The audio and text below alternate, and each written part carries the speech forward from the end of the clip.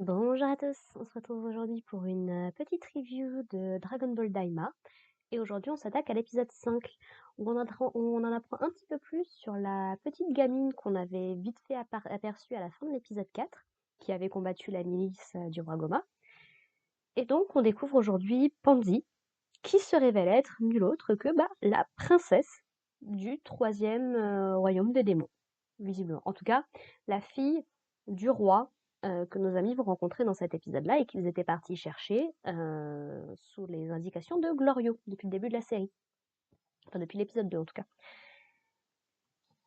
Et donc, au début, bien évidemment, on ne le sait pas, ça reste un des gros twists de cet épisode. Mais grosso modo, elle essaie un petit peu dans ça de remercier Goku de l'avoir sauvé, essayer de comprendre un petit peu qu'est-ce qu'ils font là, où est-ce qu'ils vont, quel est leur but, ce genre de choses. Donc elle détecte assez vite effectivement que Goku, avec ses oreilles arrondies, il vient pas forcément vraiment du royaume des démons, mais voilà, ils essaient de couvrir ça. Oui, il vient du deuxième monde. Par contre, elle reconnaît Shin. Elle reconnaît que c'est donc un Glind, comme ils l'appellent ici. Donc que nous, on appelle des cailloux. Elle nous explique que oui, effectivement, beaucoup sont partis dans un autre, sont partis dans le monde extérieur, donc ça ne surprend pas tant que ça. Et du coup, elle va décider de les accompagner, puisque Goku va un petit peu lâcher qu'ils vont au château du roi Kadan, du coup. Et en fait, donc elle va décider de les accompagner. Glorio n'est absolument pas d'accord avec l'idée, mais il va se laisser convaincre ou se laisser embarquer bien malgré lui dans cette, dans cette histoire. Et donc du coup, donc on va avoir un petit montage pour nous montrer comment est-ce qu'ils vont jusqu'au château. Ce que je trouve un peu dommage, parce que alors que l'animé prenait bien son temps jusqu'ici, je trouve que ça aurait mérité un épisode de plus pour apprendre un peu plus à découvrir Pansy en tant que personnage, pour que du coup la révélation de cet épisode marque un peu plus. Ouais, comme ça on aurait pu un petit peu les voir interagir un peu plus entre eux, parce que là, ça passe vraiment en montage silencieux avec juste un peu de musique, mais sans que nous on voit vraiment leurs interactions, et c'est quand même dommage. Par contre, cet épisode a une grosse vibe, je trouve, Dragon Ball d'origine. Parce que du coup, on découvre que Pansy, elle est plutôt douée avec les machines, on a Goku petit, enfin, ça fait vraiment très vibe Goku et Bulma au tout début de Dragon Ball, quoi. Avec Krillin qui s'est rajouté, avec Krillin, n'importe quoi. Il arrive beaucoup plus tard, avec Yamcha, avec Oolong, enfin, voilà, il y a cette petite ambiance bien sympathique qui ne parlera peut-être pas aux fans de Dragon Ball Z, mais ces fans-là, s'ils ne sont pas déjà au courant, apprendront un jour peut-être que Dragon Ball Z n'est pas l'origine de Dragon Ball. Il y avait un truc avant. Donc bon. Donc voilà, donc ils voyagent tranquillement et tout ça. Shin est quand même particulièrement suspicieux de Glorio depuis le début depuis le début de la série. Et cet épisode va lui donner un petit peu raison, puisque quand on arrive du coup au château, on va apprendre que là où Glorio nous avait dit que c'était le roi qui l'envoyait chercher de quoi combattre Goma, en fait apparemment c'est Glorio lui-même qui est venu chercher le roi pour lui dire qu'il pouvait trouver quelqu'un pour battre Majin Buu. À la base, il parle pas de Goma, il parle de Majin Buu.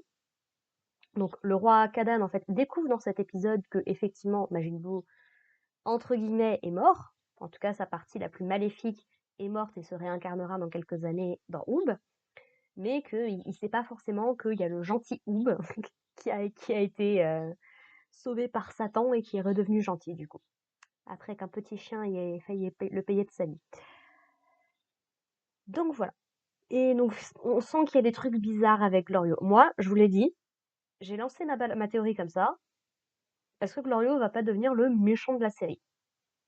Le méchant caché, entre guillemets. Est-ce que lui, son but, c'est pas justement de récupérer les Dragon Ball? Parce que donc, il nous a expliqué qu'il travaillait dans le premier monde des démons.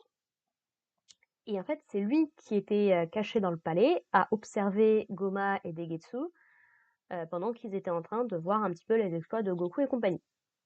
Donc, quel est son vrai but? On ne sait pas. Par contre, je suis très contente parce que j'avais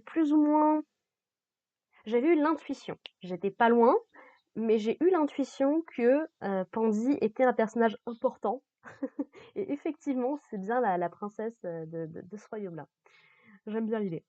Donc on apprend qu'elle a 80 ans, 82 ans, du coup, donc ça me fait rire, elle me fait vraiment penser à Bulma qui aujourd'hui est pareil, à un certain âge, mais continue à se considérer comme super jeune et tout.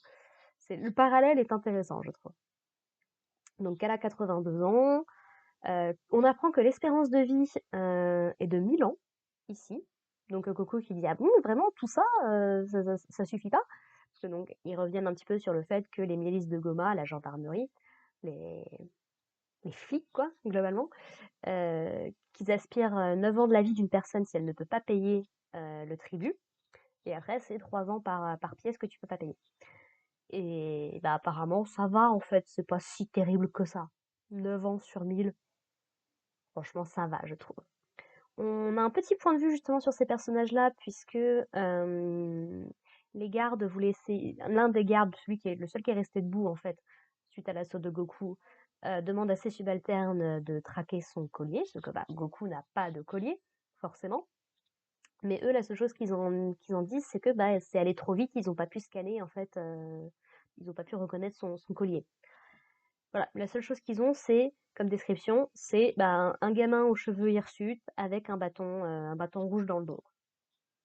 Donc effectivement, quand je disais que Goku était un fugitif dans l'épisode dernier, j'avais pas totalement tort en soi. Voilà, voilà.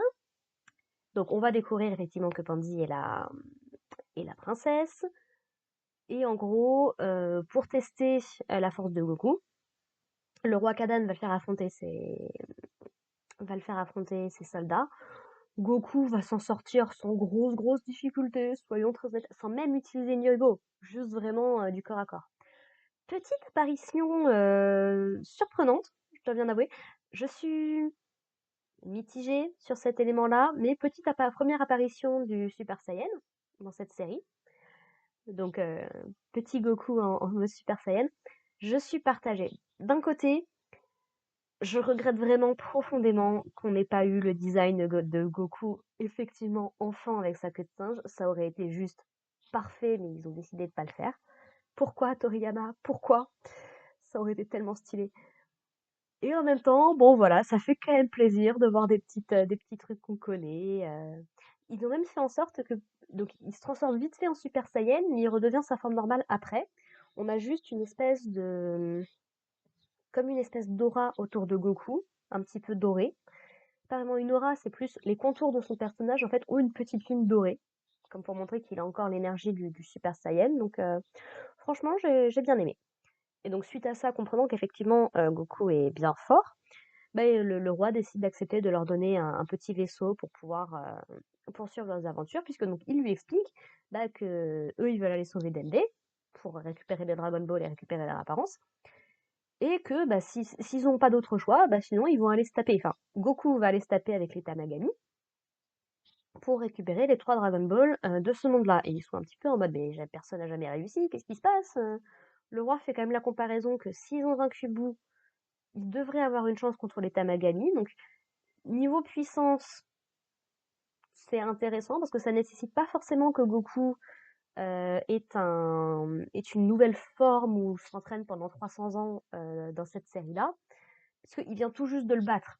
Boo, c'est vraiment hyper récent pour lui, donc même s'il est dans sa forme, surtout qu'il est dans sa forme jeune. Donc le challenge, sans forcément que la menace soit soit démesurément plus forte à la Beerus par exemple, on peut rester potentiellement sur une menace à la boue, mais les circonstances de cette série font que le challenge est quand même un minimum intéressant, quoi. Donc pour le coup, j'aime bien. Ah donc du coup, bah, Pansy décide de venir avec eux, avec tout son barda. Elle m'a beaucoup fait penser à Erza de Fairy Tail, si vous voyez. Elle emporte vraiment des trucs, mon Dieu. Et voilà, donc Goku lui assure le roi qu'il la protégera si jamais il y a un problème, qu'il faut pas qu'il s'inquiète, voilà. Et que du coup, bah, comme son truc c'est les machines, là où Glorio, pas vraiment, bah, au moins comme ça, s'il y a le moindre problème mécanique, elle pourra les aider par rapport à ça. Donc je pense qu'elles vont vraiment bien s'entendre avec Bulma quand Bulma arrivera. Et en fait, on va découvrir très vite que bah effectivement, il y a un petit problème avec le vaisseau, puisque semblerait-il que quelqu'un dans leur groupe, Pansy, ait pris un petit peu trop de bagages et que du coup, bah, le moteur, il a pas tenu. Voilà. Et donc l'épisode se termine avec eux qui s'écrasent du coup. Bon. J'ai du mal à croire que le vaisseau soit pas réduit en 1000 morceaux suite à cette chute, mais voilà, pourquoi pas. Petit passage, on découvre l'un des personnages que l'on voit, je ne sais plus si c'est dans l'opening ou dans l'ending, mais qui ressemble beaucoup à Mister Popo, donc ça m'étonnerait pas qu'il soit de la même race, ou en tout cas d'espèces similaires. Et en gros, il s'appelle Ibis, je crois, ce qui est très bizarre niveau prononciation, parce que c'est un Y qui fait le son I, ce qui est super bizarre, je trouve, mais pourquoi pas. A priori, il s'appelle Ibis. Et en gros, donc, je me demande si ce serait pas plutôt AI dans la version d'origine, parce que HY pour faire le son I en japonais. Ouais. Et donc, du coup, donc ce personnage-là a comme tâche d'aller chercher les amis de Goku quand ils arriveront dans le monde des démons, puisque comme Shin n'a pas pu transmettre le code PIN à Kibito, bah, ça va leur causer des problèmes. Et notamment, ils ont un petit peu modifié les paramètres du vaisseau qui sont donnés du coup au groupe, parce que bah, vu que c'est pas le même vaisseau que celui de Glorio, ils n'auront pas les mêmes trucs, donc ils ont oh, 2-3 fois rien, juste bidouillé un petit peu la machine. Voilà. J'aime beaucoup parce que du coup, Ivy lui dit ah bah oui, bah pour ça, ça fait un petit peu loin, va falloir que j'ai un truc de taille moyenne, parce que j'ai quand même du monde à ramener et tout. Et dit ouais, bon d'accord, j'essaierai de te trouver un truc. Et du coup, il demande à ses subalternes, en fait, d'aller littéralement voler un autre vaisseau à un groupe rival. Je trouve ça hilarant. Puis, la façon dont c'est animé, ça fait vraiment très cartoon, très plan débile. J'aime beaucoup. Franchement, je prends beaucoup de plaisir sur cette série. J'ai hâte de voir ce qu'elle va pouvoir donner. Et en espérant que ça marche et qu'on ait plus de trucs comme ça, si c'est bien. Attention, si c'est bien. Voilà, voilà. Et puis, dernière petite scène que j'ai bien aimée. On voit un petit peu où on est Dende. Et en gros, donc semblerait-il que Goma a décidé bah, qu'il allait élever en fait, enfin faire élever Dende par une nourrice pour en fait que bah à terme Dende puisse leur construire des Dragon Ball pour eux. Donc ok, sympathique. Alors c'est très bizarre au niveau continuité parce que autant Goku et compagnie ils ont l'âge qu'ils ont mentalement même s'ils ont rajeuni, t'as pas l'impression de voir des gosses de 6 piges quoi. Et on avait on nous avait plus ou moins fait comprendre que Goten et Trunks, c'est un petit peu pareil. Par contre, Dende, visiblement, c'est redevenu un bébé qui peut rien faire de plus. Ok, pourquoi pas. Et dernier petit détail que j'ai oublié, le roi Kadan espère pouvoir marier sa fille à Goku. Donc, grosse vibe Chi-Chi et Gyumao. Du coup, j'aime beaucoup. Et voilà, et Goku qui leur sort tranquillement, c'est ah oui, non, mais moi, je suis déjà mariée avec des gosses. Oui, oui, on a été changé en enfant, en fait. Donc, je suis pas vraiment un enfant. Donc, ça va pas pouvoir marcher. Puis, elle a 82 ans, la meuf. Donc, voilà, j'ai bien aimé ce moment-là. Voilà, rien de plus à dire. C'était un bon petit épisode que j'ai bien aimé, qui aurait pu prendre un peu plus son temps, je pense. Ce petit bémol à ce niveau-là. Et puis, bon, voilà. J'ai très hâte de découvrir l'épisode 6, du coup, la semaine prochaine.